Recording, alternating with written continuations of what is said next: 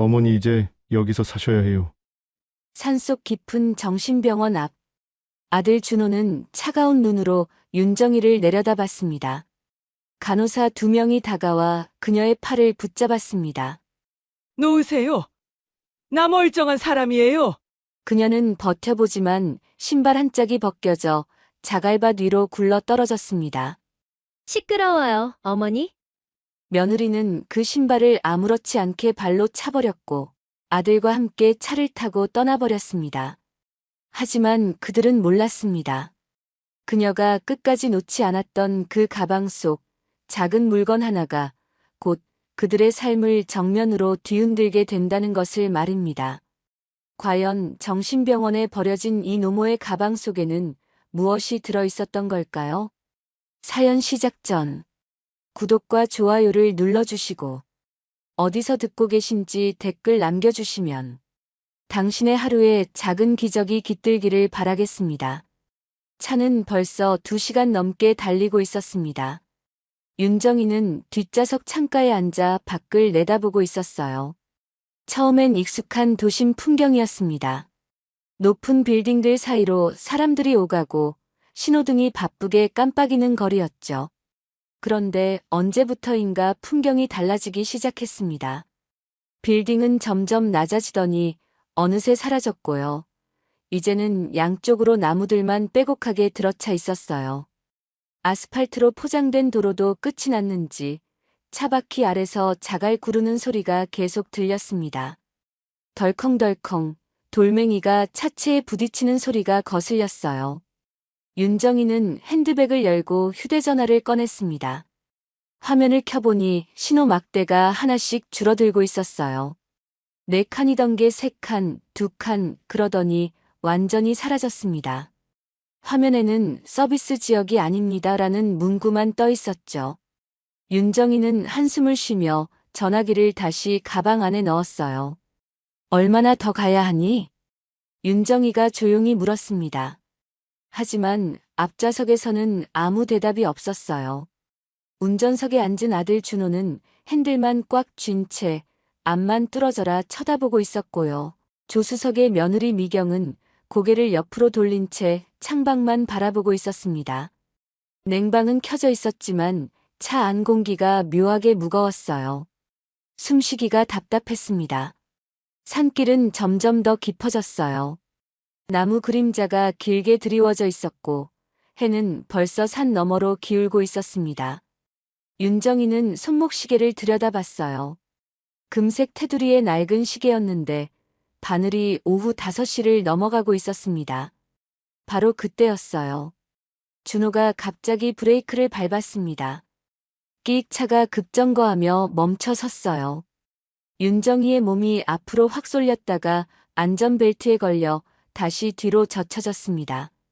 가슴께가 쓰라렸어요. 왜 그러니, 준호야? 윤정이가 물었습니다. 준호는 대답 대신 손을 뻗어 내비게이션 화면을 껐어요. 목적지까지 500m 남았습니다라고 안내하던 기계 음성이 뚝 끊겼습니다. 갑자기 차 안이 조용해졌어요. 너무 조용해서 오히려 귀가 먹먹할 정도였죠. 준호는 천천히 고개를 뒤로 돌렸습니다. 100m 너머로 어머니와 눈이 마주쳤어요. 아들의 눈빛은 차갑고 딱딱했습니다. 마치 모르는 사람을 대하는 것 같았어요. 여기까지 오느라 힘들었죠? 준호의 목소리에는 감정이 없었습니다. 이제 끝이에요, 어머니. 윤정이는 아들을 가만히 바라보았어요. 그리고는 다시 창밖으로 고개를 돌렸습니다. 저 멀리 나무 사이로 회색빛 건물이 보였어요. 3층짜리 낡은 건물이었습니다. 외벽은 군데군데 페인트가 벗겨져 있었고요. 건물 주위로는 녹슨 철조망이 빙 둘러쳐져 있었어요. 정문 위에는 낡은 간판이 걸려 있었는데 청림정신병원이라는 글씨가 희미하게 보였습니다. 윤정이는 그 건물을 한참 바라보았어요. 입술을 한번 깨물었다가 작은 목소리로 중얼거렸습니다. 여긴 병원이 아니구나. 잠시 침묵이 흘렀어요. 사람 버리는 곳 같구나. 준호는 차 문을 열었습니다. 차가운 바람이 안으로 들어왔어요. 준호는 억지로 웃음을 지으며 말했습니다. 하지만 그 웃음은 딱딱하고 어색했어요. 여기가 어머니 집이에요. 요즘 어르신들 다 이렇게 살아요. 깨끗하고 좋은 곳이라고요. 조수석에 앉아있던 미경이 몸을 돌렸습니다.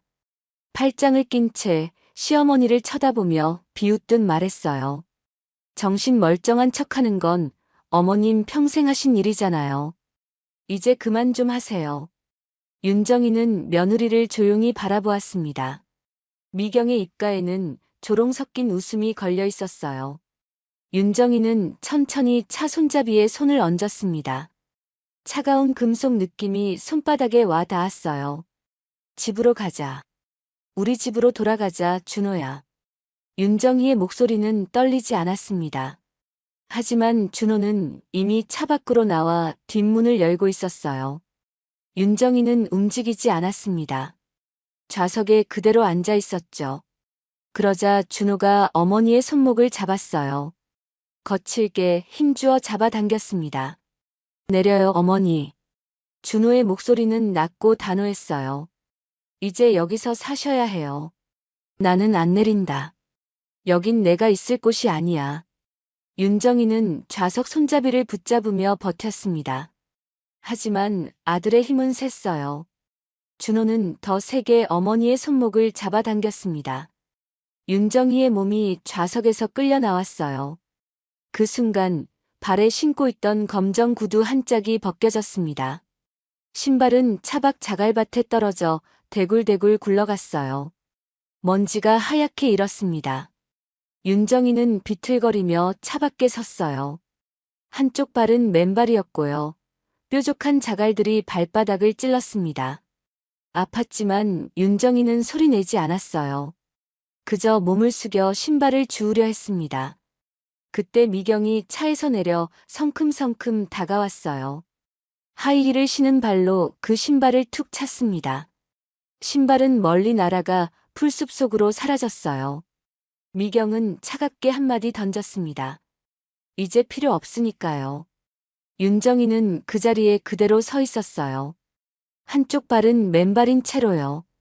자갈이 발을 찔렀지만 윤정이는 아무 말도 하지 않았습니다. 그저 며느리를 조용히 바라보았어요. 바로 그때였습니다. 병원 철문이 열리는 소리가 들렸어요. 삐걱 녹슨 경첩이 비명을 지르듯 삐걱거렸습니다. 무거운 철문이 천천히 열렸어요. 그 안에서 한 남자가 걸어 나왔습니다. 흰 가운을 입고 있었지만 가운은 구겨져 있었고 얼룩도 여기저기 묻어 있었어요. 병원 원장이었습니다. 원장은 준호를 보더니 가볍게 고개를 끄덕였어요. 준호는 재킷 안주머니에서 두툼한 서류 봉투를 꺼내 원장에게 건넸습니다. 원장은 봉투를 받아 입구를 살짝 열어 안을 들여다봤어요. 서류 사이로 현금 다발이 비쳤습니다. 준호가 낮은 목소리로 말했죠. 조용히만 해주시면 됩니다. 준호는 잠깐 말을 멈췄다가 덧붙였어요. 비용은 충분히 드릴게요. 원장은 서류를 천천히 훑어보며 고개를 끄덕였습니다. 입꼬리가 살짝 올라갔어요. 네, 걱정 마세요. 저희가 잘 모실 테니까요. 윤정이는 원장을 향해 소리쳤습니다. 나는 정신이 멀쩡합니다. 그녀의 목소리는 떨렸지만 분명했어요. 이 아이가 나를 가두려 하는 겁니다. 선생님, 제 말 좀 들어주세요. 하지만 원장은 윤정이를 쳐다보지도 않았습니다. 그저 서류에 적힌 글자들만 확인하며 고개를 끄덕였을 뿐이에요. 윤정이는 다급하게 원장의 팔을 잡았습니다. 양손으로 꽉 붙들고 애원 말했어요. 선생님, 제 말 좀 들어주세요. 나는 여기 있을 사람이 아니에요. 제발. 원장은 윤정이의 손을 뿌리치지는 않았습니다. 대신 뒤를 돌아보며 손짓을 했어요. 그러자 병원 안에서 간호사 2명이 나왔습니다. 두 사람은 윤정이의 양팔을 단단히 붙잡았어요. 윤정이는 버둥거렸지만 소용없었습니다. 간호사들의 소나기는 쇠 집게처럼 강했어요. 윤정희의 몸은 그대로 병원 안으로 끌려 들어갔습니다. 놓으세요. 나 좀 놓으라고요. 윤정희의 목소리가 산속에 울려 퍼졌습니다. 하지만 아무도 듣지 않았어요. 준호는 이미 차로 돌아가 운전석 문을 열고 있었고요. 미경은 조수석에 앉아 손거울을 꺼내 립스틱을 다시 바르고 있었습니다. 준호는 차 시동을 걸었어요. 부르릉 엔진 소리가 낮게 울렸습니다. 그리고 창문을 내렸어요. 마지막으로 어머니를 향해 말했습니다. 다시는 내려오지 마세요. 준호의 목소리는 무덤덤했어요. 서로 피곤해지니까요, 어머니. 차는 천천히 움직이기 시작했습니다. 바퀴가 돌며 자갈을 뒤로 튕겨냈어요. 윤정이는 간호사들에게 붙잡힌 채 그 모습을 지켜보았습니다. 차가 점점 멀어졌어요. 뒤에는 먼지만 허공에 떠돌았습니다. 그리고 곧 철문이 닫혔습니다. 쾅! 철문이 닫히는 굉음이 온 산을 울렸어요. 메아리가 나무 사이를 타고 퍼져나갔습니다. 윤정이는 그 자리에 홀로 서 있었어요. 간호사들은 이미 팔을 놓았지만 윤정이는 움직이지 않았습니다. 그저 닫힌 철문을 바라보고 있었죠. 한쪽 발은 여전히 맨발이었어요. 손에는 낡은 가죽 가방만 꽉 쥐어져 있었습니다. 가방 손잡이를 쥔 손등에 핏줄이 붉어져 있었어요. 바람이 불었습니다. 차갑고 스산한 바람이었어요. 윤정희의 흰 머리카락이 바람에 흩날렸습니다. 그 눈빛은 흔들리지 않았어요. 슬프지도 화나지도 않았습니다. 그저 깊고 차갑게 가라앉아 있었습니다. 간호사들은 윤정희의 양팔을 단단히 붙잡은 채 병원 안으로 끌고 들어갔습니다. 윤정희는 발에 힘을 주며 버텨보았지만 소용없었어요. 두 사람의 소나기는 쇠 집게처럼 강했습니다. 철문을 지나 복도로 들어서자 을씨년스러운 분위기가 윤정희를 덮쳤어요. 복도는 어두컴컴했습니다. 형광등 몇 개는 지지직거리며 깜빡거리고 있었고요. 몇 개는 아예 나가 있었어요. 벽에는 페인트가 벗겨진 자국들이 여기저기 보였습니다. 공기 중에는 소독약 냄새와 함께 눅눅한 곰팡이 냄새가 섞여났어요. 숨 쉴 때마다 코를 찔렀습니다. 복도 끝자락에 있는 방 앞에서 간호사들이 멈춰 섰어요. 낡은 철제 문이었습니다. 페인트가 군데군데 벗겨져 녹이 슬어 있었어요. 한 간호사가 허리춤에 찬 열쇠 뭉치를 꺼내 자물쇠를 열었습니다. 철컥철컥 열쇠가 돌아가는 소리가 복도에 울렸어요. 삐걱 문이 천천히 열리며 안쪽이 드러났습니다. 방 안은 창고처럼 좁고 습했어요. 벽은 회색빛이었고요. 바닥에는 낡은 장판이 깔려 있었는데 구석구석 얼룩이 져 있었습니다. 간호사 중 한 명이 무뚝뚝하게 말했습니다. 들어가세요. 관찰 대상은 외부 접촉이 제한됩니다. 윤정희는 방 안을 천천히 둘러보았어요. 침대 하나, 작은 플라스틱 탁자 하나, 그게 전부였습니다. 창문은 있었지만 철창이 쳐져 있었어요. 창문 너머로 어둑어둑한 하늘만 보였습니다. 잠깐만요. 나는 여기. 윤정희가 말을 채 끝내기도 전에 간호사들이 그녀를 거칠게 밀어 넣었습니다. 윤정희는 비틀거리며 방 안으로 들어갔어요. 뒤에서 문이 쾅 하고 닫혔습니다. 그리고 곧 철컥 자물쇠 잠기는 소리가 들렸죠. 윤정희는 황급히 문 쪽으로 달려가 손잡이를 돌렸습니다. 하지만 문은 꿈쩍도 하지 않았어요. 윤정희는 문을 주먹으로 두드렸습니다. 쿵쿵쿵. 나 여기 있어요. 문 좀 열어주세요. 복도에서 발소리가 들렸어요. 간호사들이 걸어가는 소리였습니다. 하지만 그 소리는 점점 멀어졌어요. 윤정희는 다시 한번 문을 두드렸지만 복도는 조용했습니다. 아무 대답이 없었어요. 윤정희는 천천히 뒤를 돌아 방 안을 다시 둘러보았습니다. 그때 천장 구석에 검은 렌즈 하나가 눈에 들어왔어요. CCTV였습니다. 작은 빨간 불빛이 깜빡깜빡 거리고 있었어요. 윤정이는 그 렌즈를 똑바로 쳐다보며 말했습니다. 날 감시하는 거냐? 하지만 카메라는 아무 대답 없이 그저 조용히 깜빡거릴 뿐이었습니다. 1시간쯤 지났을까요? 문이 다시 열렸습니다. 원장이 들어왔어요. 손에는 서류 뭉치를 들고 있었습니다. 윤정이는 원장을 향해 성큼 다가갔어요. 원장 선생님, 나는 여기 있을 사람이 아닙니다. 내가 동의한 적도 없어요. 원장은 손에 든 서류를 흔들며 무표정하게 대답했습니다. 아드님 동의가 있으면 문제 없습니다. 여기 다 서명되어 있어요. 윤정희의 목소리가 높아졌어요. 내가 동의한 적 없다고요. 내 서명은 어디 있어요? 원장은 한숨을 쉬며 차갑게 말했습니다. 가족이 대리동의했습니다. 법적으로 아무 문제 없어요. 원장은 그 말만 남기고 몸을 돌렸어요. 그리고 방을 나가며 다시 문을 닫았습니다. 철컥 자물쇠 잠기는 소리가 또 울렸습니다. 해가 지고 저녁 식사 시간이 되었습니다. 간호사가 쟁반을 들고 들어왔어요. 쟁반 위에는 미지근한 흰죽 한 그릇과 단무지 몇 조각, 김치 조금이 놓여 있었습니다. 윤정이는 숟가락을 들어 죽을 떠보았어요. 그런데 이상한 냄새가 났습니다. 약 냄새였어요. 코를 찌르는 쓴 냄새였죠. 윤정이는 숟가락을 탁자 위에 내려놓았습니다. 이건 못 먹겠어요. 여기 약이 섞여 있잖아요. 간호사가 다가왔어요. 목소리에 날이 서 있었습니다. 드셔야 합니다. 나는 아프지 않아요. 약 먹을 이유가 없어요. 간호사는 윤정희의 팔을 붙잡았습니다. 그리고 억지로 숟가락을 집어들어 윤정희의 입에 가져다 댔어요. 윤정희는 입술을 꽉 다물었습니다.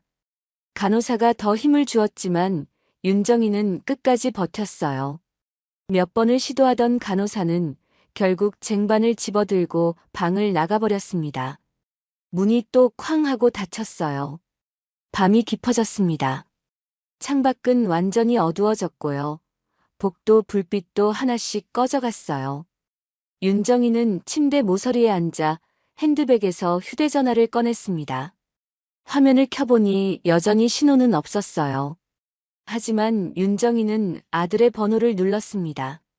신호음이 울렸어요. 뚜뚜뚜 한 번, 두 번, 세 번. 하지만 아무도 받지 않았습니다. 그리고 곧 기계음이 흘러나왔어요. 통화 연결이 불가능합니다. 차단된 거였습니다. 윤정이는 전화기를 천천히 내려놓았어요. 바로 그때 복도에서 전화벨이 울리는 소리가 들렸습니다. 간호사 하나가 전화를 받는 소리가 났어요. 윤정이는 귀를 기울였습니다. 네, 청림정신병원입니다. 간호사의 목소리였어요. 아, 네, 박준호님. 어머님 말씀이시죠? 네. 알겠습니다. 윤정이는 숨을 죽이고 들었어요. 엄마 또 소리 지르면 묶어도 된다고요? 네, 알겠습니다. 조치하겠습니다. 전화가 끊어지는 소리가 났습니다. 윤정이는 그 자리에 그대로 앉아 있었어요. 가슴이 먹먹했습니다. 숨쉬기가 힘들었어요. 한참이 지났을까요? 방문 밖에서 살며시 인기척이 났습니다. 윤정이는 고개를 들어 문 쪽을 바라보았어요. 문틈 아래로 누군가의 그림자가 어른거렸습니다. 그리고 낮은 속삭임이 들렸어요. 저기요. 괜찮으세요? 윤정이는 조용히 문 가까이 다가갔습니다. 누구세요? 저도. 여기 환자예요. 옆방에 있어요. 목소리는 떨리고 있었어요. 나이든 여자 목소리였습니다. 여긴 들어오면 잘 못 나가요. 조심하세요. 그 말을 마지막으로 발소리가 슬금슬금 멀어졌습니다. 윤정이는 문에 등을 기댄 채 한참을 서 있었어요. 그날 밤 윤정이는 잠들지 못했습니다. 침대 옆 벽을 가만히 바라보다가 손을 뻗어 손톱으로 벽을 긁기 시작했어요. 회칠한 벽이 조금씩 벗겨지며 흰 가루가 떨어졌습니다. 윤정이는 날짜를 하나씩 새겨 넣었어요. 그리고 그 옆에 작게 또박또박 글자를 새겼습니다. 나는 윤정이다. 윤정이는 새겨진 글자를 가만히 손으로 쓰다듬었습니다. 그리고 작게 중얼거렸어요. 나는 여기서 미쳐 죽지 않는다. 창밖으로 희미한 달빛이 들어왔습니다. 철창 그림자가 바닥에 줄무늬처럼 길게 드리워져 있었어요. 윤정이는 가죽 가방을 꺼내 품에 꼭 안았습니다. 그리고 눈을 감았어요. 하지만 잠은 오지 않았습니다. 다음 날 아침이 밝았습니다.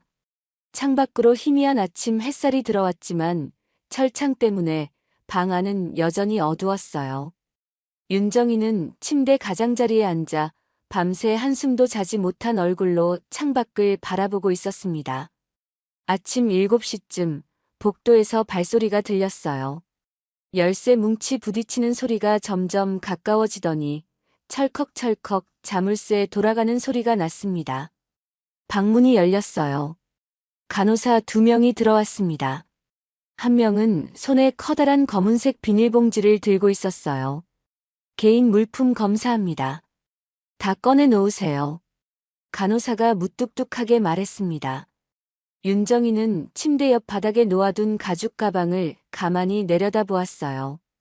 오래되어 모서리는 닳았지만 정성스럽게 손질한 흔적이 역력한 가방이었습니다. 손잡이는 여전히 윤기가 흘렀어요. 가방 안에 뭐가 들었는지 확인해야 합니다. 간호사가 윤정의 쪽으로 한 걸음 다가오며 말했습니다. 윤정이는 재빨리 가방을 집어 품에 꼭 끌어안았어요. 가방을 안은 팔에 힘이 들어갔습니다. 이건 내 물건입니다. 함부로 뒤질 수 없어요. 위험 물품이 있을 수 있습니다. 규정이에요. 간호사가 손을 뻗었습니다. 윤정이는 뒤로 물러서며 가방을 더 세게 끌어안았어요. 간호사가 한 발짝 더 다가왔습니다. 윤정이는 침대와 벽 사이 좁은 공간으로 몸을 움츠렸어요. 이건 내 인생이에요. 윤정이의 목소리는 낮았지만 단호했습니다. 아무도 함부로 만질 수 없어요. 두 간호사는 서로 눈을 마주쳤어요. 잠시 망설이던 그들은 결국 한숨을 쉬며 고개를 저었습니다. 그리고 아무 말 없이 방을 나갔어요. 문이 다시 쾅 하고 닫혔고 철컥 자물쇠 잠기는 소리가 울렸습니다.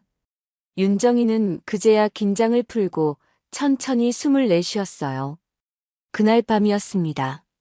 복도에 불이 하나둘 꺼지고 병원 전체가 조용해졌어요. 윤정이는 침대 모서리에 앉아 귀를 쫑긋 세우고 있었습니다. 발소리도 말소리도 들리지 않았어요. 모두 잠든 시간이었습니다. 윤정이는 천천히 가죽 가방을 무릎 위에 올려놓았습니다. 가방 지퍼를 조심스럽게 열었어요. 지퍼 소리가 너무 크게 들릴까봐 아주 천천히 조금씩 열었습니다. 지익 작은 소리마저 방 안에 울렸어요. 가방 안에는 몇 가지 물건이 들어 있었습니다. 오래된 수첩 한 권, 안경 케이스, 흰색 손수건 한 장. 윤정이는 그것들을 하나씩 꺼내 옆에 놓았어요. 그리고 가방 밑바닥을 손으로 천천히 더듬었습니다. 안감 한쪽 구석이 살짝 들떠 있었어요. 윤정이는 그 틈 사이로 손가락을 집어넣어 안감을 조심스럽게 들어 올렸습니다. 실밥이 풀린 부분이 손끝에 느껴졌어요. 그 안에서 두꺼운 흰색 봉투가 나왔습니다. 봉투 겉면에는 아무 글씨도 없었어요. 윤정이는 봉투를 조심스럽게 꺼내 무릎 위에 올려놓았습니다. 그리고 한참을 그 봉투를 내려다보았어요. 손이 떨렸습니다. 윤정이는 깊게 숨을 들이쉬고 봉투를 열었어요. 안에는 여러 장의 종이가 가지런히 들어 있었습니다. 증권이었어요. 무기명 채권이었습니다. 윤정이는 맨 위에 있는 채권을 집어들어 액면가를 확인했어요. 손이 더 떨렸습니다. 200억 원 규모였습니다. 윤정이는 그 채권들을 한 장 한 장 손으로 쓰다듬었어요. 종이 질감이 손끝에 생생하게 느껴졌습니다. 그리고 작게 중얼거렸어요. 이게 내가 평생 모은 거야. 윤정이는 채권을 다시 봉투에 가지런히 넣었습니다. 그리고 가방 안감 밑을 다시 더듬었어요. 또 다른 작은 주머니가 손에 잡혔습니다. 윤정이는 그것을 꺼냈어요. 빨간 명주 천으로 꽁꽁 싼 물건이었습니다. 천을 조심스럽게 풀자 도장 하나가 나타났어요. 상아로 만든 도장이었습니다. 오래되어 누렇게 변색되었지만 여전히 단단하고 묵직했어요. 윤정이는 도장을 손바닥 위에 올려놓았습니다. 손바닥에 전해지는 무게감이 묵직했어요. 윤정이는 도장을 들여다보며 작게 중얼거렸습니다. 이걸로 널 만들었지. 도장에는 윤정이라는 이름이 반전되어 새겨져 있었어요. 그녀가 30대 초반 회사를 처음 세울 때 만든 인감이었습니다. 수십 년간 수많은 계약서에 찍혔던 도장이었죠. 윤정이는 눈을 감았습니다. 과거가 스쳐 지나갔어요. 작은 사무실 책상 앞에 앉아있던 젊은 시절의 자신이 보였습니다.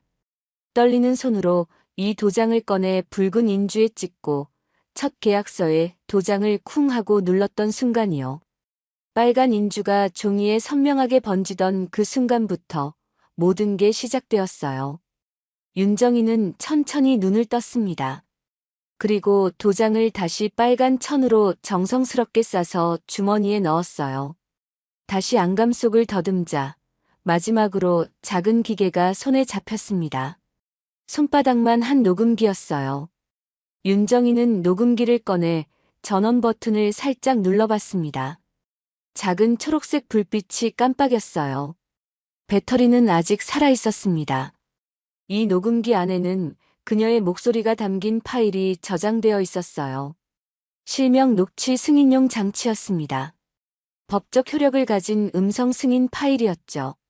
윤정이는 녹음기를 가만히 쥐고 있었습니다. 그리고 작게 속삭였어요. 이것들이 내 무기야. 윤정이는 모든 물건을 다시 안감 속에 조심스럽게 집어넣었습니다. 채권 봉투, 도장 주머니, 녹음기, 하나하나 제자리에 넣었어요. 안감을 제자리에 덮고 손으로 꼼꼼히 눌러주었습니다. 밖에서 보면 절대 티가 나지 않았어요. 바로 그때였습니다. 복도에서 발소리가 들렸어요. 윤정이는 재빨리 가방 지퍼를 닫고 가방을 침대 밑으로 쓱 밀어 넣었습니다. 그리고 침대 위로 올라가 이불을 재빨리 덮었어요. 발소리는 방문 앞에서 멈췄습니다. 문 손잡이가 살짝 돌아가는 소리가 났어요. 누군가 문틈으로 안을 들여다보는 것 같았습니다.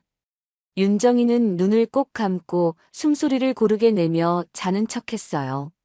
심장이 쿵쿵 뛰었지만 숨소리만은 조용하게 유지했습니다. 한참 후 발소리가 다시 멀어졌어요. 윤정이는 눈을 떴습니다. 천장을 가만히 바라보며 누워 있었어요. 그녀의 눈빛이 완전히 달라져 있었습니다. 어제까지의 당혹스러움은 온데간데 없이 사라지고 이제는 차갑고 날카로운 빛이 서려 있었어요. 윤정이는 작게 속삭였습니다. 기다려라. 내가 반드시. 말을 끝까지 잊지 않았지만 그 눈빛만으로도 충분했습니다. 창밖으로 구름이 달을 가렸어요. 방 안이 완전히 어두워졌습니다. 하지만 윤정희의 눈만은 어둠 속에서도 또렷하게 빛나고 있었어요. 같은 시각, 도심 한복판에 있는 고층 빌딩 회의실이었습니다. 30층 높이의 커다란 유리창 너머로 서울 시내가 한눈에 내려다 보였어요. 회색빛 빌딩들이 빼곡히 들어서 있었고 그 사이로 작은 자동차들이 개미처럼 움직이고 있었습니다. 타원형 회의 테이블 주위로 양복 입은 사람들이 빼곡히 앉아 있었어요. 테이블 위에는 두툼한 서류 뭉치들이 놓여 있었고 노트북 화면에서는 복잡한 숫자들이 빛나고 있었습니다. 테이블 상석에는 박준호가 앉아 있었어요. 진한 회색 양복에 빨간 넥타이를 맨 그는 여유로운 표정으로 앞에 놓인 서류를 천천히 넘기고 있었습니다. 건너편에는 투자사 측 대표와 변호사 2명이 앉아 있었어요. 자, 그럼 마지막 절차만 남았습니다. 준호가 미소를 지으며 말했습니다. 그의 목소리는 자신감으로 가득했어요. 오늘 서명만 하시면 내일부터 바로 진행할 수 있습니다. 투자사 대표가 고개를 끄덕이며 앞에 놓인 서류를 펼쳤습니다. 안경을 고쳐 쓰고 서류를 한 장 한 장 넘기기 시작했어요. 그런데 갑자기 손 동작이 멈췄습니다. 대표는 한 페이지를 자세히 들여다보더니 옆에 앉은 변호사에게 뭔가를 속삭였어요. 변호사도 서류를 확인했습니다. 박 부회장님. 투자사 대표가 입을 열었습니다. 준호는 여전히 미소를 띤 채 고개를 들었어요. 여기 실물 인감 날인이 필요한데요. 실사 절차가 아직 안 끝난 것 같습니다. 준호의 미소가 살짝 굳었어요. 하지만 곧 다시 웃으며 말했습니다. 그건 형식적인 절차입니다. 제가 대표이사니까 제 서명으로도 충분히. 아닙니다. 변호사가 말을 끊었습니다. 그는 안경을 고쳤으며 서류 한 장을 집어들었어요. 정관상 이 규모의 투자 계약은 창립자 인감과 실명 녹취 승인이 모두 필요합니다. 대리 서명은 불가능해요. 회의실 안이 갑자기 조용해졌습니다. 에어컨 도는 소리만 희미하게 들렸어요. 준호의 이마에 땀방울이 맺히기 시작했습니다. 이건 단지 형식일 뿐입니다. 실질적으로는 제가 모든 권한을. 준호가 변명하듯 말했지만 투자사 대표는 천천히 고개를 저었습니다. 규정입니다. 박 부회장님. 저희도 어쩔 수 없어요. 옆에 앉았던 변호사가 서류를 한 장 더 집어들었습니다. 실물 인감이 없으시면 계약은 즉시 파기됩니다. 파기요? 준호의 목소리가 떨렸어요. 손으로 테이블을 짚었는데 손바닥에서 땀이 배어 나왔습니다. 그리고 위약금 50억 원이 청구됩니다. 계약서 15조에 명시되어 있습니다. 변호사가 차갑게 덧붙였습니다. 준호는 황급히 앞에 놓인 서류를 넘겼어요. 손이 떨려 종이가 바스락바스락 소리를 냈습니다. 페이지를 넘기다 보니 정말로 그렇게 적혀 있었어요. 빨간 글씨로 굵게 표시된 문구가 눈에 들어왔습니다. 위약금 50억 원. 회의실 안이 무거운 정적에 휩싸였습니다. 준호는 테이블 아래에서 주먹을 쥐었다 펴기를 반복했어요. 손바닥에 땀이 차올랐습니다. 테이블 밑에서 손을 꽉 쥐자 손톱이 손바닥을 파고들었어요. 그 순간 준호의 머릿속에 낡은 가죽 가방 하나가 번쩍 스쳐 지나갔습니다. 어머니가 늘 곁에 두고 다니던 그 가방이요. 준호는 눈을 감았어요. 식은땀이 등줄기를 타고 주르륵 흘렀습니다. 설마 그 가방 안에 인감이.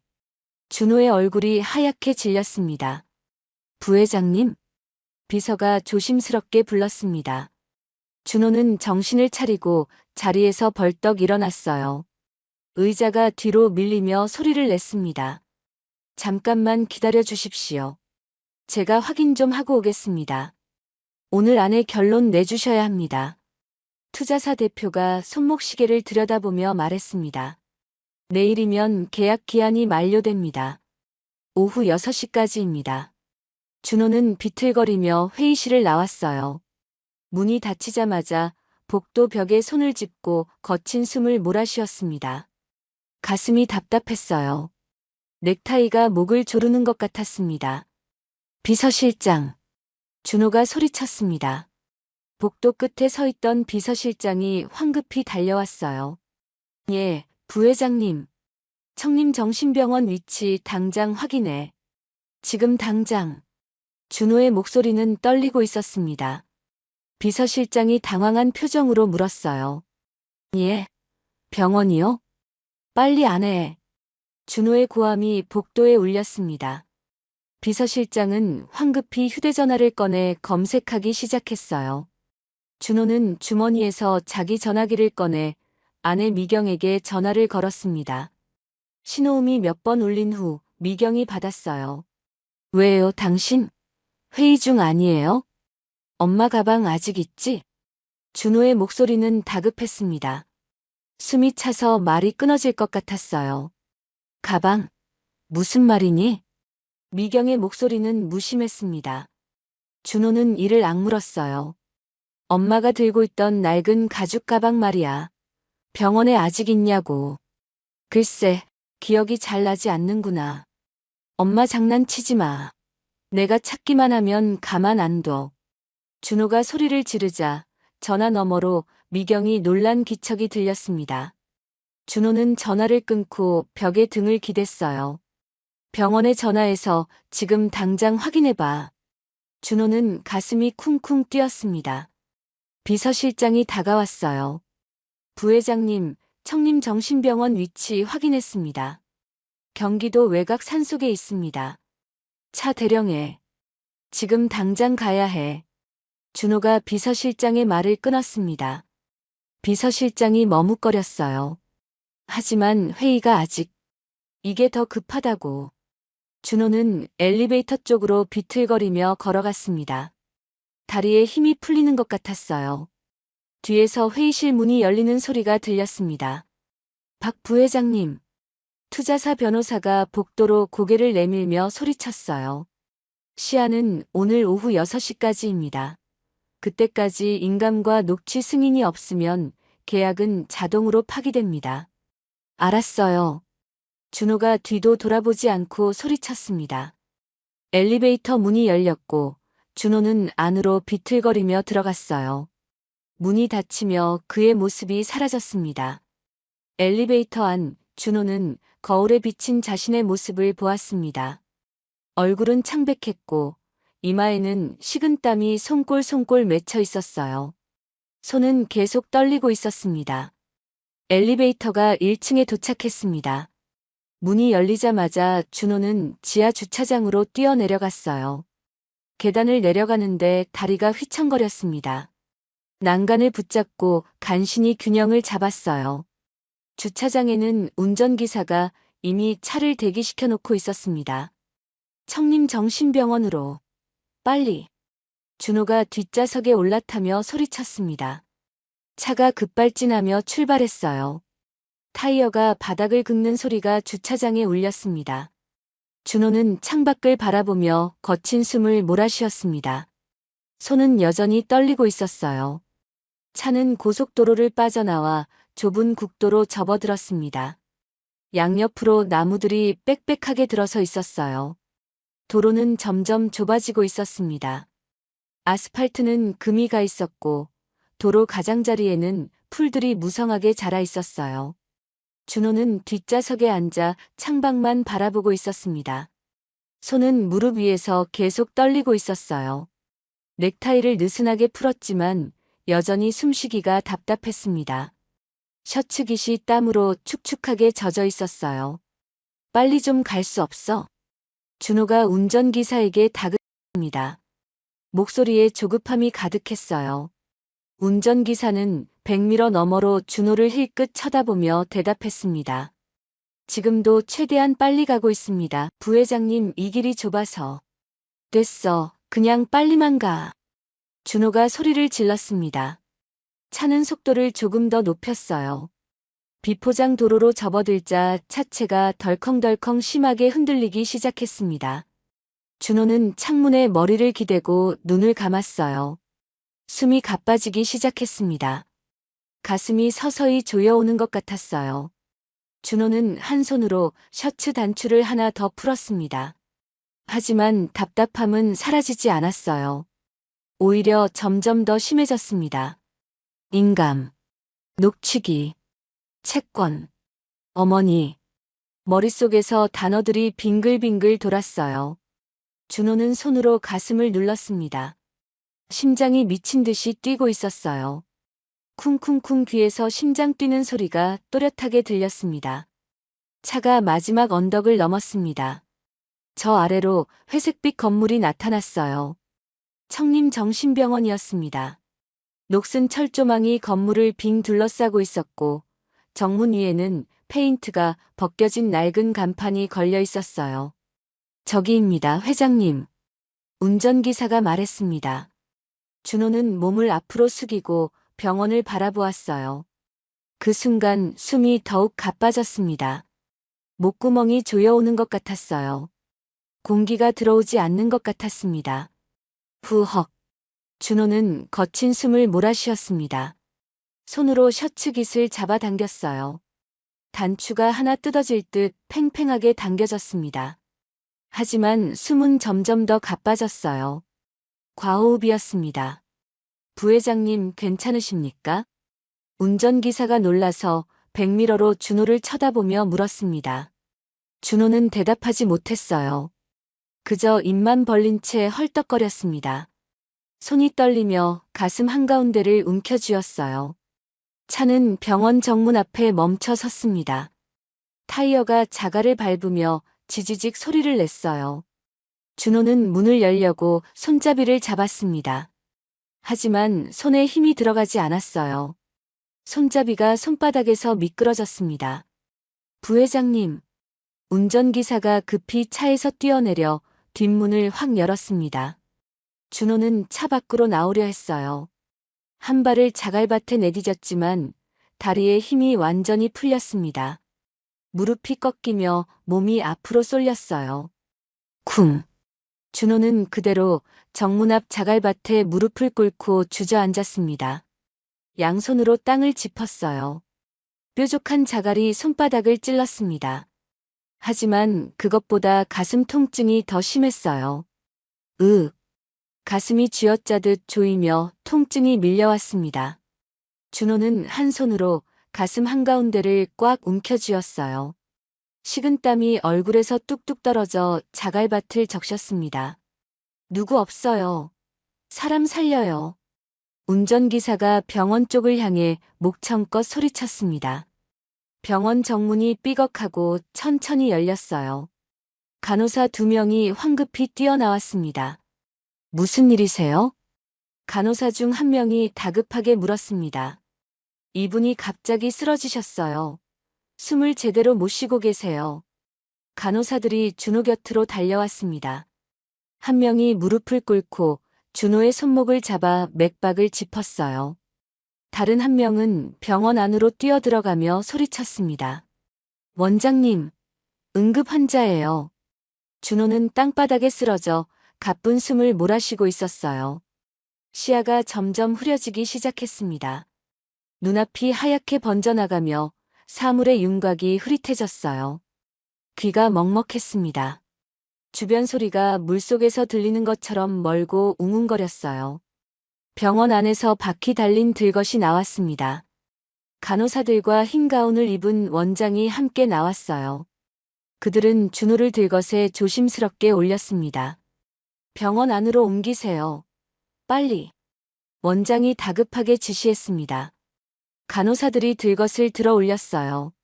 준호의 몸이 들것 위에서 흔들렸습니다. 한 팔이 들것 밖으로 축 늘어졌어요. 바로 그때였습니다. 2층 창문 하나가 천천히 열렸어요.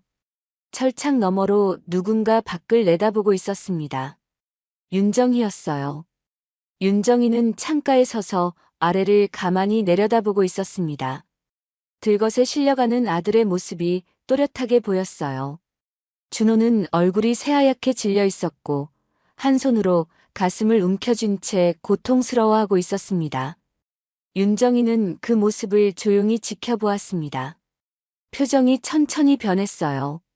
처음에는 놀람이었습니다. 눈이 약간 커졌어요. 하지만 곧 그 놀람은 사라졌습니다. 대신 차가운 무표정이 얼굴을 덮었어요. 들것은 병원 입구로 들어갔습니다. 철문이 쾅 하고 닫혔어요. 윤정희는 여전히 창가에 서서 그 닫힌 문을 바라보고 있었습니다. 한참이 지났을까요? 윤정희는 천천히 창문에서 물러났습니다. 침대 가장자리에 조용히 앉았어요. 두 손을 무릎 위에 가지런히 올려놓았습니다. 윤정희의 얼굴에서 연민은 찾아볼 수 없었습니다. 어머니가 아픈 아들을 걱정하는 마음도 없었어요. 그저 차갑고 단호한 표정만이 남아있었습니다. 윤정희는 작게 중얼거렸습니다. 이제 시작이다. 그녀의 목소리는 낮았지만 단단했어요. 떨림이 전혀 없었습니다. 윤정희는 침대 밑에서 가죽 가방을 조심스럽게 꺼내 무릎 위에 올려놓았습니다. 가방 손잡이를 천천히 쓰다듬었어요. 낡고 닳아서 가죽 표면이 반들거렸지만 그녀에게는 가장 소중한 것이었습니다. 창밖으로 해가 기울고 있었습니다. 오후 햇살이 비스듬히 들어와 방 안을 붉게 물들이고 있었어요. 철창 그림자가 바닥에 줄무늬처럼 길게 드리워졌습니다. 윤정이는 가만히 앉아 창밖을 바라보았습니다. 저 멀리 산 너머로 해가 천천히 지고 있었어요. 하늘이 주황빛과 분홍빛으로 물들었습니다.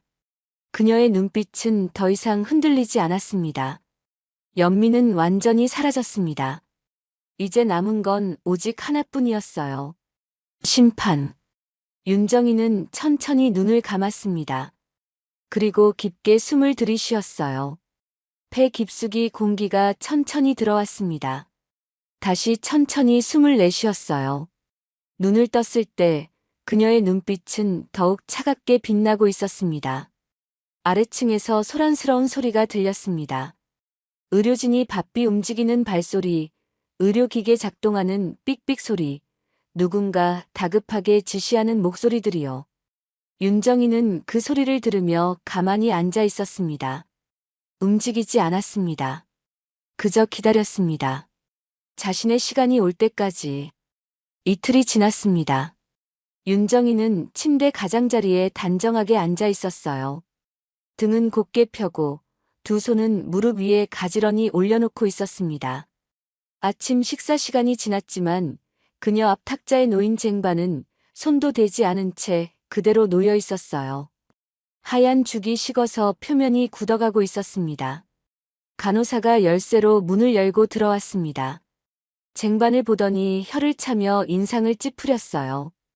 윤정이는 대답하지 않았습니다. 그저 창밖을 바라보고 있었어요.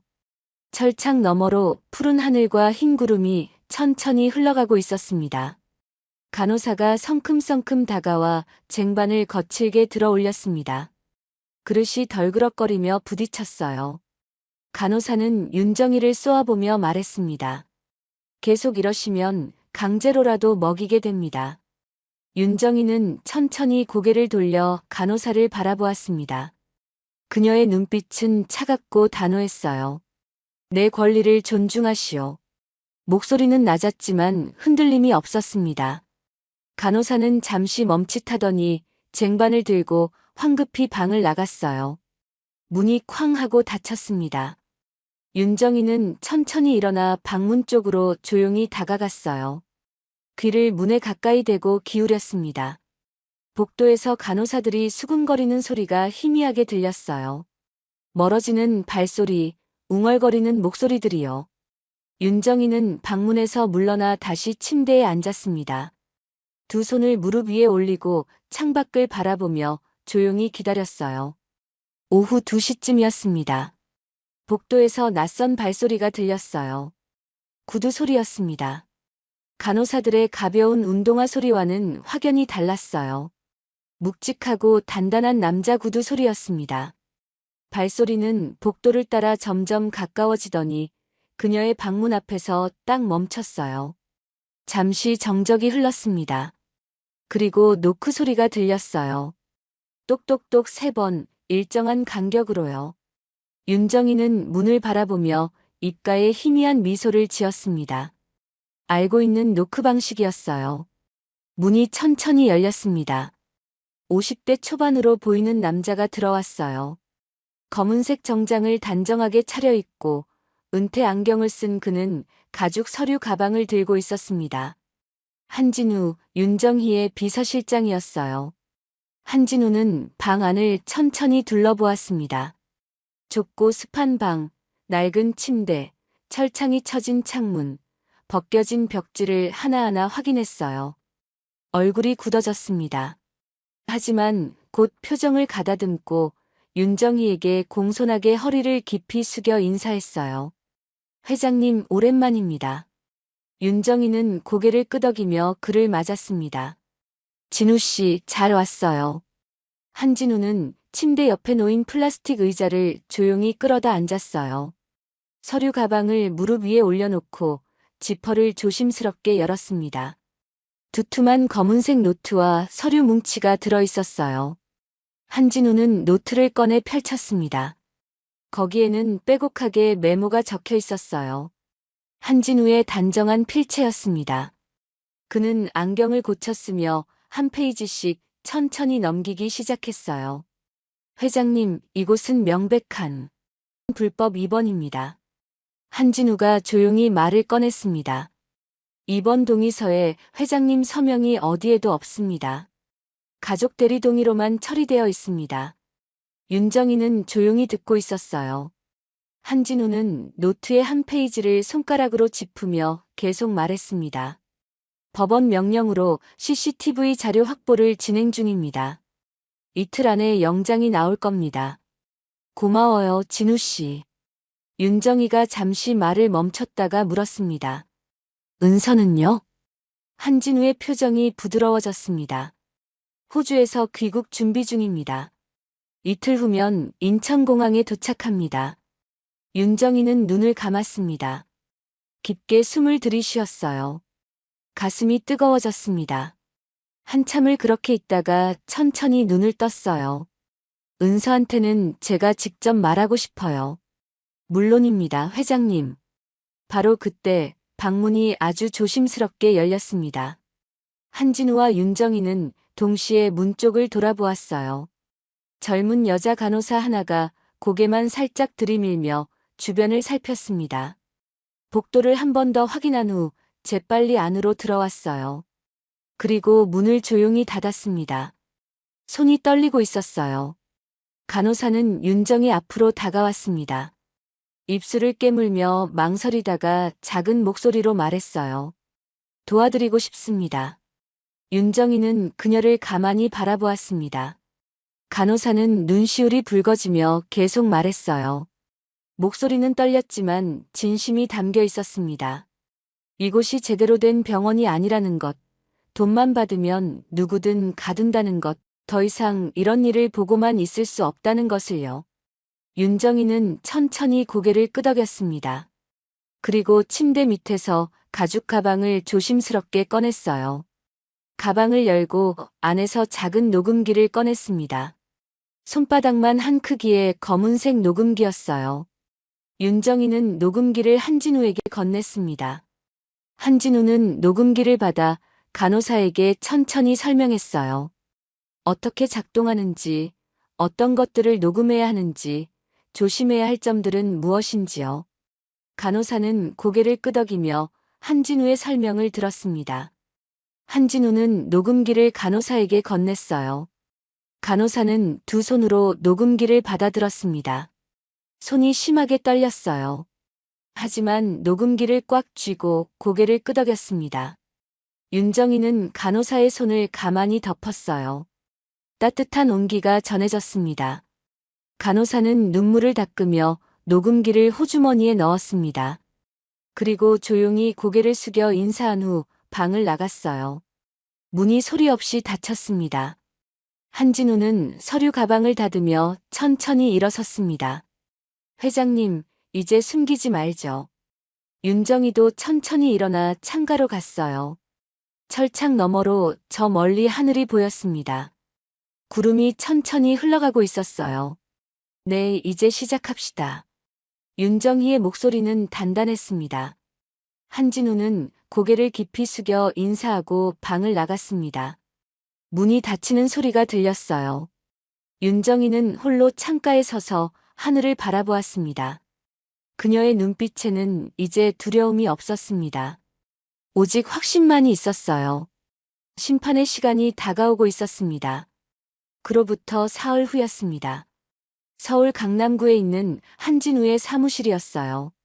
깔끔하게 정돈된 책상 위에는 서류들이 가지런히 쌓여 있었습니다. 창밖으로는 고층 빌딩들이 질비하게 늘어서 있었어요. 오후 햇살이 블라인드 사이로 비스듬히 들어와 바닥에 줄무늬를 만들고 있었습니다. 한진우는 책상 앞에 앉아 노트북 화면을 들여다보고 있었어요. 화면에는 기자 간담회 준비 서류들이 떠 있었습니다. 그때 노크 소리가 들렸어요. 똑똑 한진우는 안경을 벗고 고개를 들었습니다. 들어오세요. 문이 천천히 열리며 한 남자가 들어왔습니다. 30대 중반쯤 되어 보이는 남자였어요. 검은색 정장을 입고 있었지만 얼굴은 몹시 피곤해 보였습니다. 눈 밑에 다크서클이 짙게 깔려 있었고 어깨는 축 처져 있었어요. 손에 든 서류 가방은 낡아서 가장자리가 해져 있었습니다. 정혜인 씨 오셨군요. 찾아오시느라 수고하셨습니다. 한진우가 자리에서 일어나 악수를 청했습니다. 정혜인은 한진우의 손을 잡았어요. 손이 차갑고 떨리고 있었습니다. 악수하는 힘도 약했어요. 앉으시죠. 한진우가 부드럽게 말하며 소파를 손짓으로 가리켰습니다. 정혜인은 천천히 소파에 앉았어요. 몸을 소파 깊숙이 기댔지만 긴장한 모습이 역력했습니다. 무릎 위에 올린 두 손이 계속 떨리고 있었어요. 한진우는 맞은편에 앉으며 따뜻한 녹차를 한 잔 따라 건넸습니다. 김이 모락모락 피어올랐어요. 정혜인은 두 손으로 찻잔을 받아들었습니다. 하지만 마시지는 않았어요. 그저 찻잔을 들여다보며 멍하니 앉아 있었습니다. 찻잔 속에 비친 자신의 얼굴을 바라보고 있었어요. 한진우는 조용히 기다렸습니다. 서두르지 않았어요. 정혜인은 한참을 그렇게 앉아 있다가 천천히 입을 열었습니다. 말해도 소용이 있을까요? 목소리는 떨리고 있었습니다. 힘없고 지쳐 있었어요. 한진우는 고개를 천천히 끄덕였습니다. 있습니다. 반드시요. 정혜인은 찻잔을 탁자 위에 조심스럽게 내려놓았습니다. 손이 떨려 찻잔이 탁자에 부딪히며 딸그랑 소리를 냈어요. 녹차가 살짝 찻잔 밖으로 넘쳐 탁자를 적셨습니다. 정혜인은 두 손을 무릎 위에 올려놓고 꽉 쥐었어요. 손등에 핏줄이 붉어졌습니다. 3년 전 일입니다. 정혜인이 말을 시작했습니다. 한진우는 책상에서 검은색 노트를 가져와 펜을 들었어요. 정혜인은 깊게 숨을 들이쉬었습니다. 가슴이 오르내렸어요. 정혜인의 아버지는 회사 내부 감사팀에서 일했습니다. 성실하고 꼼꼼한 사람이었어요. 매일 아침 7시에 출근하고 저녁 9시에 퇴근했습니다. 주말에도 종종 회사에 나갔어요. 그만큼 일에 책임감이 강한 사람이었습니다. 어느 날 아버지는 이상한 점을 발견했어요. 회사 자금 흐름을 검토하다가 말이죠. 큰 금액이 이상하게 빠져나가고 있었던 겁니다. 액수도 엄청났어요. 수십억 원 규모였습니다. 서류상으로는 정상적인 지출로 보였지만 자세히 들여다보니 뭔가 이상했어요. 아버지는 서류를 하나하나 모으기 시작했습니다. 증거를 꼼꼼하게 수집했어요. 밤늦게까지 사무실에 남아 서류를 복사하고 파일을 정리했습니다. 집에 와서도 거실 책상에 앉아 노트북을 들여다보곤 했어요. 그리고 상부에 보고하려 했습니다. 하지만 그 순간부터 이상한 일들이 벌어지기 시작했어요. 먼저 아버지가 갑자기 임원실로 불려갔습니다. 준호였어요. 준호는 아버지를 조용한 회의실로 데려갔습니다. 그리고 차가운 목소리로 말했어요. 이건 오해라고 문제 삼으면 곤란하다고요. 회사를 위해 조용히 넘어가라고 했습니다. 하지만 아버지는 물러서지 않았습니다. 증거가 너무 명백했으니까요. 그러자 압박이 시작되었어요. 아버지는 조사실로 불려가 몇 시간씩 조사를 받았습니다. 준호는 직접 나서지 않았어요. 대신 다른 사람들을 시켜 압박했습니다. 정혜인은 말을 하다 멈췄습니다. 눈시울이 붉어졌어요. 손으로 눈가를 눌렀습니다. 한진우는 조용히 기다렸습니다. 정혜인이 진정할 때까지요. 아버지가 집에 오셔서 제게 말씀하셨어요. 정혜인의 목소리가 떨렸습니다.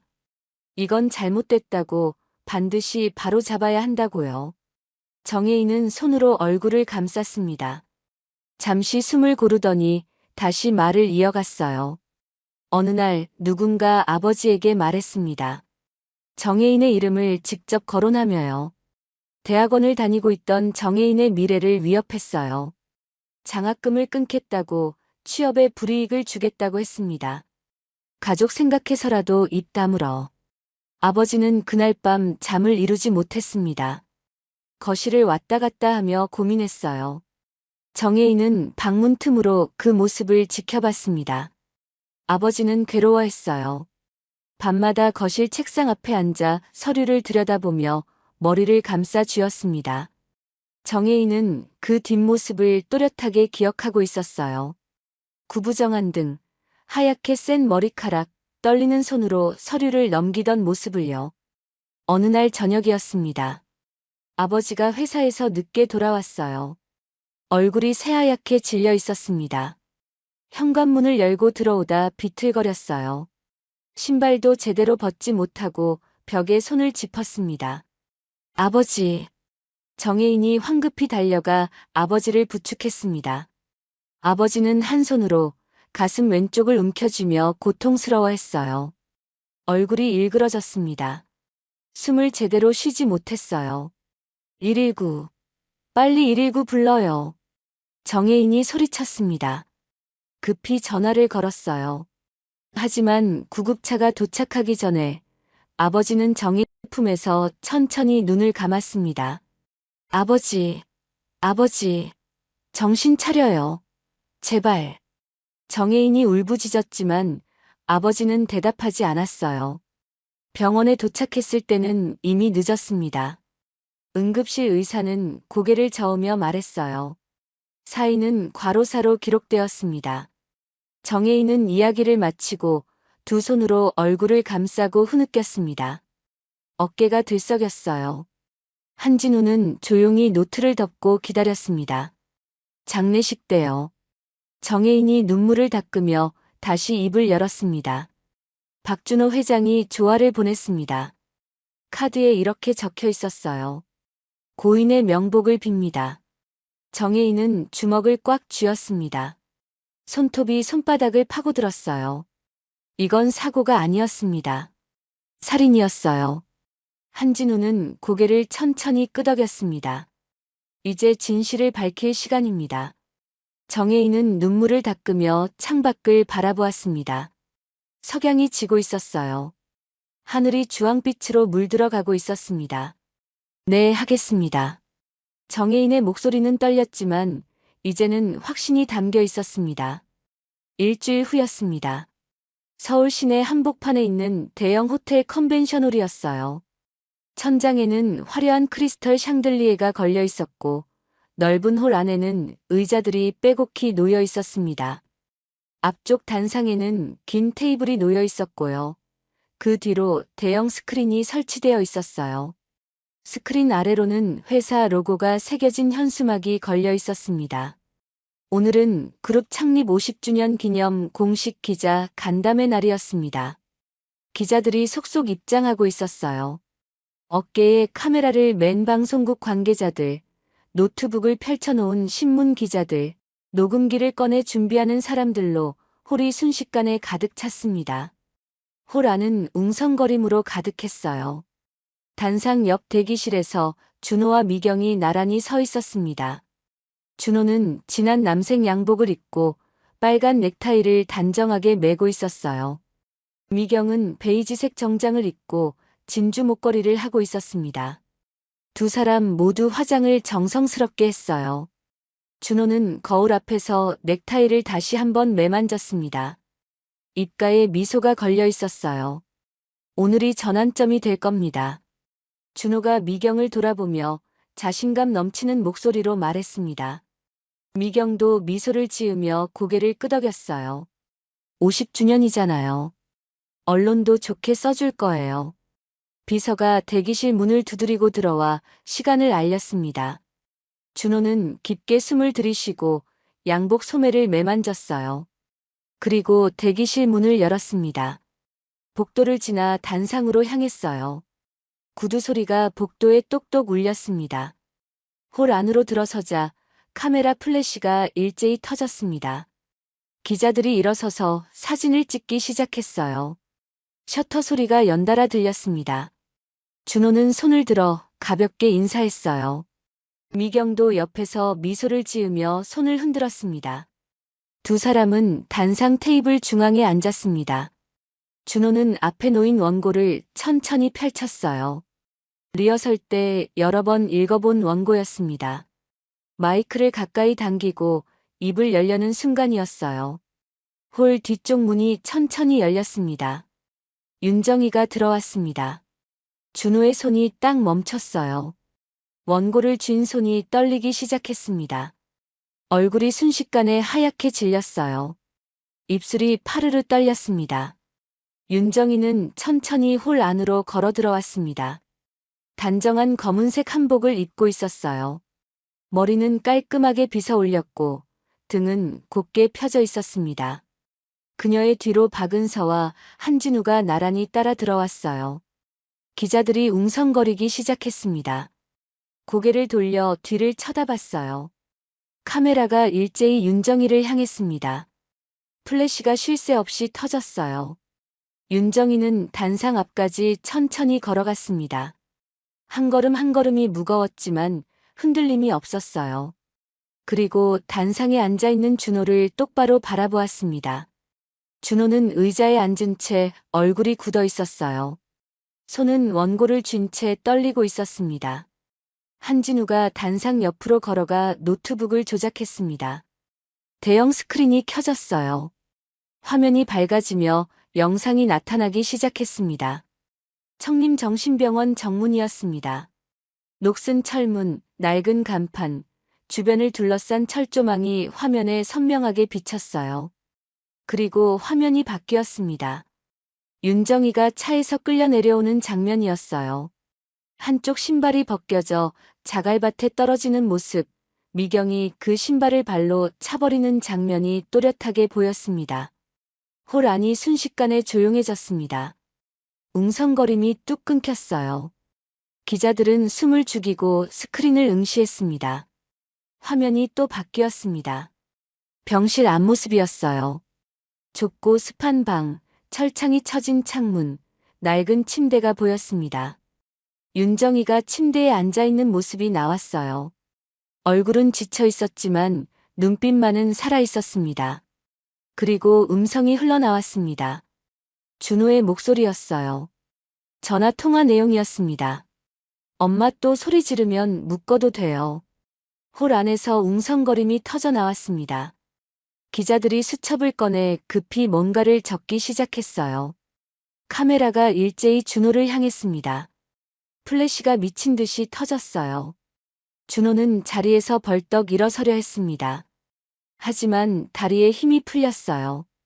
휘청거리며 다시 의자에 주저앉았습니다. 미경은 얼굴이 새하얗게 질려 있었어요. 손으로 입을 막고 있었습니다. 한진우가 마이크 앞에 섰습니다. 그리고 조용히 말했어요.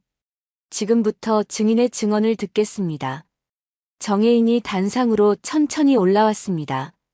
그는 떨리는 손으로 원고를 펼쳤어요. 한참을 원고를 내려다보다가 천천히 고개를 들었습니다. 그리고 입을 열었어요. 제 아버지는 회사 비리를 발견했습니다. 정혜인의 목소리는 떨렸지만 분명했습니다. 홀 안이 다시 한번 술렁거렸어요. 3년 전 진실을 밝히려던 제 아버지는 극심한 압박을 받았습니다. 그리고 쓰러져 돌아가셨습니다. 기자들이 일제히 질문을 쏟아내기 시작했어요. 플래시가 쉴 새 없이 터졌습니다. 정혜인은 계속 말했습니다. 아버지가 받은 협박, 조사실에서의 압박, 쓰러지던 그날의 일을요. 목소리는 점점 떨렸지만 끝까지 증언을 마쳤습니다. 바로 그때 홀 뒤쪽에서 경찰들이 들어왔습니다. 제복을 입은 경찰 4명이 단상을 향해 걸어왔어요. 구두 소리가 홀 바닥에 묵직하게 울렸습니다. 준호는 자리에서 벌떡 일어났습니다. 출구를 향해 뛰려 했어요. 하지만 경찰이 재빨리 그의 앞을 막았습니다. 박준호 씨, 특정경제범죄 가중처벌법 위반 및 감금죄 혐의로 긴급 체포하겠습니다. 경찰이 차갑게 말했습니다. 준호의 손목에 수갑이 채워졌어요. 철컥 수갑 채워지는 소리가 홀 안에 또렷하게 울렸습니다. 준호는 무릎이 꺾이며 그 자리에 주저앉았습니다. 얼굴은 새하얗게 질려 있었고요. 입술은 파랗게 떨리고 있었어요. 두 손은 수갑에 묶인 채 무릎 위에 축 늘어졌습니다. 미경이 준호에게 다가가려 했습니다. 하지만 몇 걸음 가다 멈췄어요. 그리고 그대로 몸을 돌려 출구로 향했습니다. 뒤도 돌아보지 않았어요. 하이힐 소리만 홀에 똑똑 울렸습니다. 윤정이는 단상 앞에 서서 그 모습을 조용히 지켜보고 있었습니다. 그녀의 얼굴에는 어떤 감정도 없었어요. 그저 차갑게 가라앉아 있었습니다. 경찰이 준호를 일으켜 세웠습니다. 준호는 비틀거리며 끌려갔어요. 홀 안은 혼란에 빠졌습니다. 기자들이 질문을 소리쳐댔고 카메라는 쉴 새 없이 플래시를 터뜨렸어요. 윤정이는 천천히 몸을 돌렸습니다. 그리고 홀을 나갔어요. 은서가 어머니 옆에 바짝 붙어 함께 걸었습니다. 심판은 끝났습니다. 8년이 지났습니다. 준호는 가석방으로 출소했어요. 무기징역이었지만 모범수로 인정받아 형기 일부가 감면되었습니다. 하지만 세상은 그를 기억하고 있었어요. 새벽 4시였습니다. 알람 소리가 좁은 원룸을 가득 채웠어요. 준호는 침대에서 일어나 낡은 작업복을 입었습니다. 거울을 보지 않았어요. 보고 싶지 않았습니다. 준호는 이름을 숨기고 정신병원 청소부로 취직했습니다. 서울 외곽에 있는 작은 정신병원이었어요. 이력서에는 가짜 이름을 적었고 과거 경력란은 비워두었습니다. 병원 측도 묻지 않았어요. 청소부는 늘 부족했으니까요.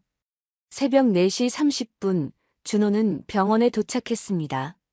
직원 출입구로 들어가 출근 도장을 찍었어요. 손이 굳어 있었습니다. 추운 날씨 탓도 있었지만 긴장 때문이기도 했어요. 손이 떨려 도장을 2번 눌렀습니다. 도장 찍는 소리가 조용한 복도에 울렸어요. 탈의실에서 청소복으로 갈아입었습니다. 낡은 초록색 유니폼이었어요. 곳곳에 얼룩이 묻어 있었습니다. 고무 장갑을 꺼내 손에 끼었어요. 하지만 장갑이 손에 맞지 않았습니다. 너무 컸어요. 손을 움직일 때마다 장갑이 흘러내렸습니다. 준호는 장갑을 다시 끼며 한숨을 쉬었어요. 첫 번째 병실로 들어갔습니다. 환자 침대 6개가 놓여 있었어요. 새벽이라 대부분 잠들어 있었습니다. 하지만 한 환자는 깨어 있었어요. 침대에 앉아 혼자 중얼거리고 있었습니다. 준호는 청소 도구를 조심스럽게 들고 조용히 걸었어요. 침대 밑을 닦기 시작했습니다. 침대 밑에는 먼지가 두껍게 쌓여 있었어요. 준호는 무릎을 꿇고 걸레를 밀었습니다. 바로 그때 위에 누워있던 환자가 벌떡 일어났어요. 뭐 하는 거야? 시끄럽게. 환자가 소리쳤습니다. 거친 욕설이 쏟아졌어요. 준호는 고개를 깊이 숙였습니다. 죄송합니다. 조용히 하겠습니다. 준호는 더 조심스럽게 움직였어요. 하지만 환자는 계속 중얼거렸습니다. 준호는 아무 말도 하지 않았어요. 그저 고개를 숙인 채 청소를 계속했습니다. 무릎이 아팠지만 참았어요. 다음은 화장실 청소였습니다. 환자들이 사용하는 공용 화장실이었어요. 문을 열자 악취가 코를 찔렀습니다. 숨이 막힐 것 같았어요. 준호는 숨을 참았습니다. 고무장갑을 다시 끼고 소를 들었어요. 변기를 닦았습니다. 바닥을 문질렀어요. 타일 사이 검은 곰팡이를 솔로 벅벅 긁어냈습니다. 손에 힘을 주어 솔질했어요. 암모니아 냄새가 심했지만 참았습니다. 숨을 크게 쉬지 않으려 입을 꼭 다물었어요. 화장실 거울에 자신의 모습이 비쳤습니다. 준호는 고개를 재빨리 돌렸어요. 보고 싶지 않았습니다. 거울 앞을 지나칠 때도 눈을 피했어요. 그저 고개를 숙이고 청소만 계속했습니다. 오전 8시 직원 식당이었습니다. 준호는 구석자리에 혼자 앉았어요. 쟁반 위에는 식은 급식 도시락이 놓여 있었습니다. 밥, 국, 반찬 몇 가지였어요. 국은 미지근했고 밥은 딱딱하게 굳어 있었습니다. 준호는 조용히 밥을 먹었어요. 옆 테이블에서 간호사들이 수군거렸습니다. 저 사람 어디서 본 것 같지 않아? 한 간호사가 준호를 힐끗 보며 작은 목소리로 말했어요. 나도 그런 것 같은데. 얼굴이 낯익어. 준호의 손이 멈췄습니다. 얼굴이 굳어졌어요. 숟가락을 쥔 손에 힘이 들어갔습니다. 하지만 고개를 들지 않았어요. 그저 밥만 계속 먹었습니다. 밥알을 씹는 소리만 들렸어요. 설마 그 사람 아니겠지? 뉴스에 나왔던. 쉿, 조용히 해. 대화가 끊겼습니다. 하지만 준호는 알고 있었어요. 사람들이 자신을 알아본다는 것을요. 준호는 급히 식사를 마치고 자리를 떴습니다. 쟁반을 들고 반납대로 갔어요. 오후 2시였습니다. 준호는 다시 병실 청소를 하고 있었어요. 환자 침대 옆 바닥을 닦고 있었습니다. 바로 그때 병실 문이 열렸어요. 수간호사가 들어왔습니다. 거기 잠깐만요. 수간호사가 준호를 불렀습니다. 준호는 일어섰어요. 네. 격리실에 문제 생겼어요.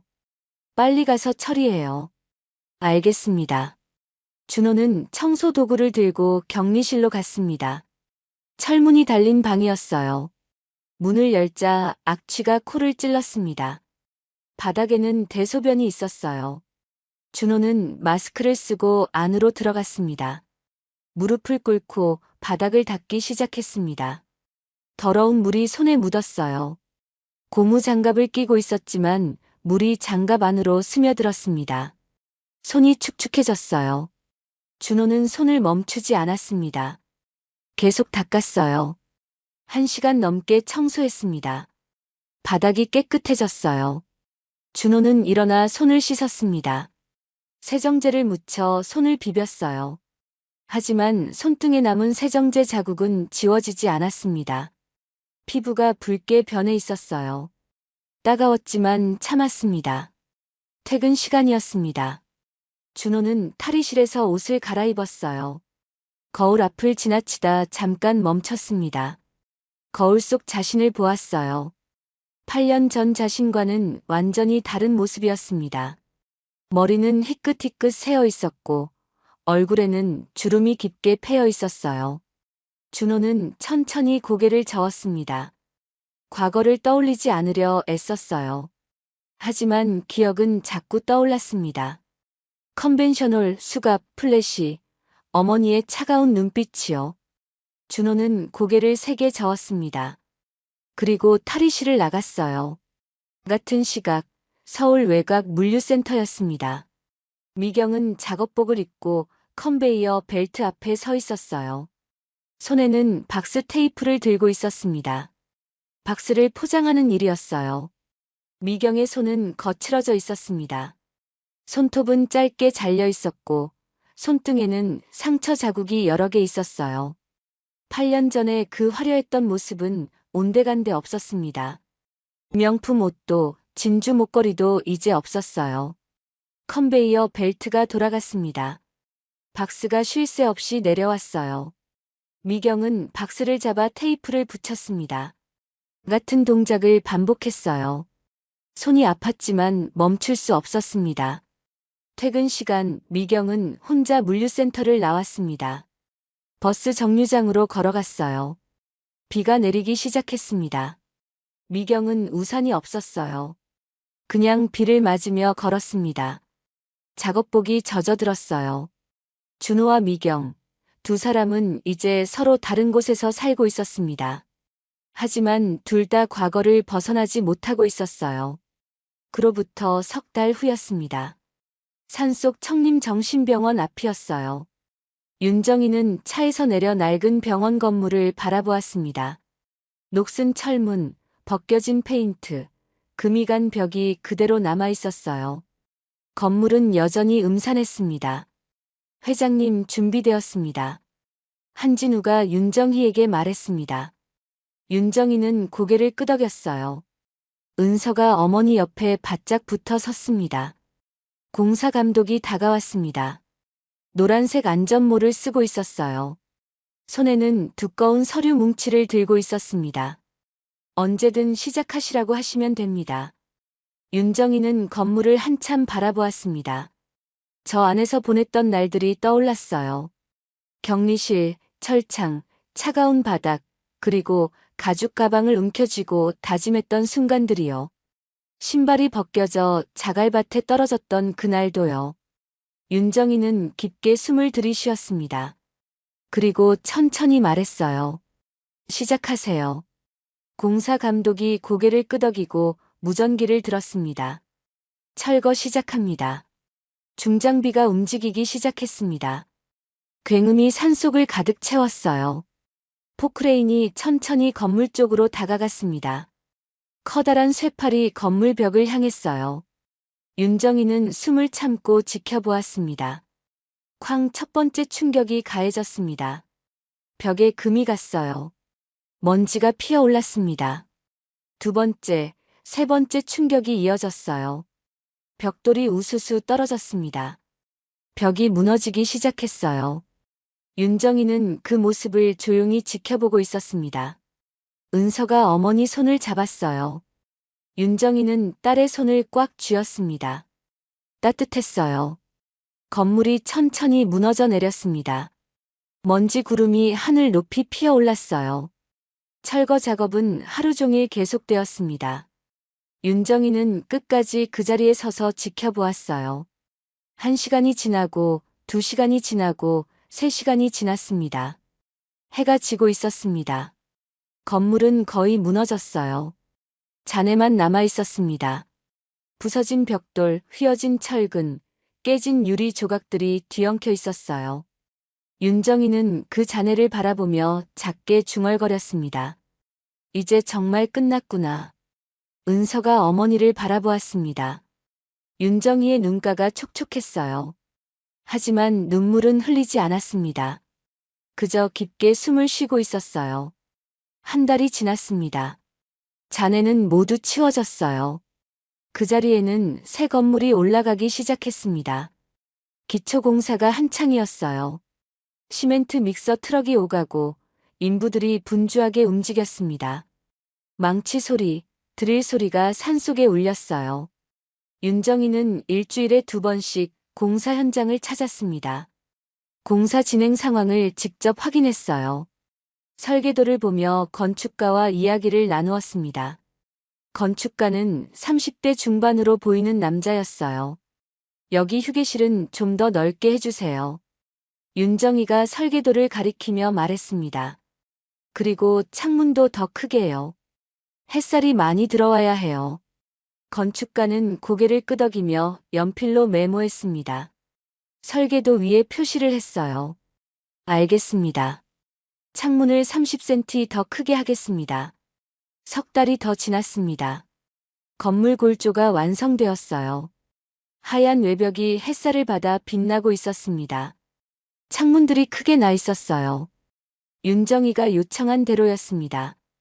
윤정이는 건물 안으로 들어갔습니다. 아직 공사 중이었지만 구조는 다 잡혔어요. 복도를 천천히 걸으며 하나하나 확인했습니다. 발소리가 빈 복도에 울렸어요. 여기가 상담실, 여기가 휴게실. 윤정이가 중얼거렸습니다. 은서가 옆에서 노트에 메모를 적고 있었어요. 한진우도 함께 걸으며 확인하고 있었습니다. 마침내 1년 후 건물이 완성되었습니다. 청림공공복지센터 개관식 날 아침이었어요. 맑은 햇살이 새 건물을 비추고 있었습니다. 건물 앞에는 사람들이 모여 있었어요. 기자들도 와 있었습니다. 윤정이는 진한 남색 정장을 단정하게 입고 있었습니다. 고급스러운 원단이었어요. 목에는 진주 목걸이를 하고 있었습니다. 머리는 깔끔하게 빗어 올렸어요. 은서가 옆에 서 있었고 한진우도 함께였습니다. 개관식이 시작되었습니다. 테이프 커팅이 끝나고 윤정이가 직접 센터의 정문을 열었어요. 커다란 유리문이 천천히 열렸습니다. 햇살이 로비 안으로 쏟아져 들어왔어요. 바닥에 빛이 반짝였습니다. 사람들이 박수를 쳤어요. 첫 입소 어르신이 들어왔습니다. 80대로 보이는 할머니였어요. 지팡이를 짚고 천천히 걸어오고 있었습니다. 딸로 보이는 중년 여자가 할머니를 부축하고 있었어요. 윤정이는 할머니에게 천천히 다가갔습니다. 천천히 오세요. 윤정이가 부드럽게 말하며 할머니의 손을 잡았습니다. 할머니의 손은 주름투성이었지만 따뜻했어요. 윤정이는 할머니를 부축해 안으로 들어갔습니다. 로비는 밝고 깨끗했습니다. 벽에는 액자 하나가 걸려 있었어요. 그 안에 문구가 적혀 있었습니다. 존엄은 나이가 아닌 권리입니다라고요. 윤정이는 그 문구를 보며 잠시 멈췄습니다. 그리고 작게 고개를 끄덕였어요. 점심시간이었습니다. 센터 식당에서는 어르신들이 모여 식사를 하고 있었어요. 윤정이는 정장 재킷을 벗고 주방 앞치마를 두르고 있었습니다.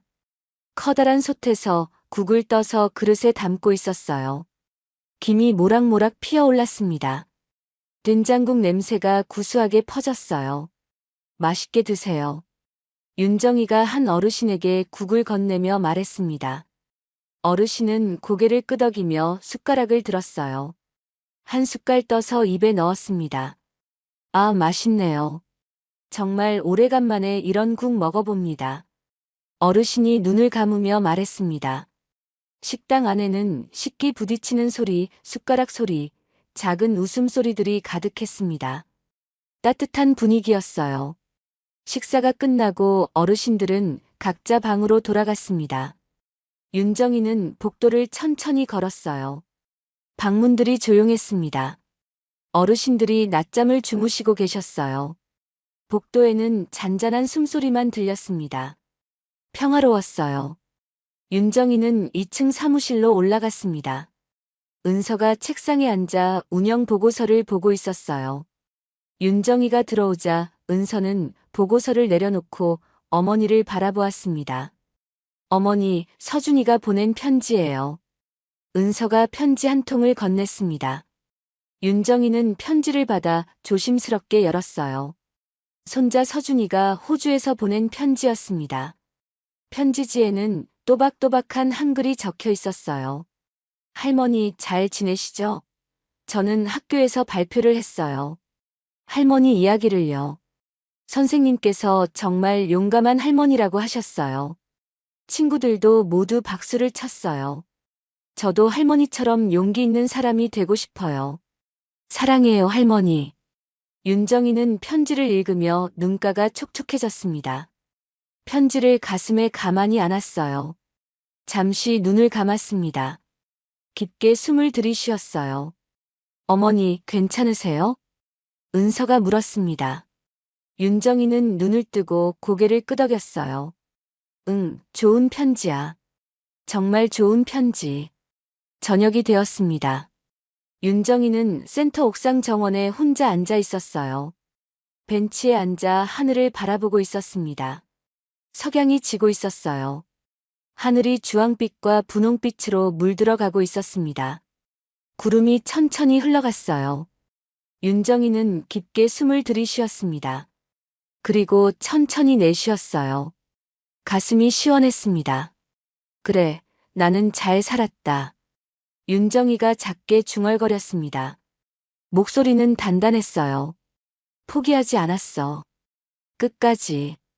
하늘의 별들이 하나둘 나타나기 시작했습니다. 윤정이는 그 별들을 바라보았어요. 반짝이는 별들이 참 아름다웠습니다. 바람이 불어왔어요. 윤정이의 머리카락이 바람에 날렸습니다. 그렇게 윤정이의 이야기는 끝이 났습니다.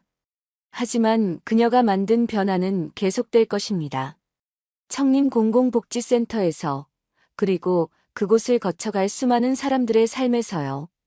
윤정이가 남긴 진짜 유산은 돈이 아니었습니다. 그것은 존엄이었고, 용기였고, 끝까지 포기하지 않는 힘이었습니다. 오늘 이야기 함께 해주셔서 감사합니다. 다음 이야기로 다시 찾아뵐 수 있도록 구독과 좋아요 부탁드립니다.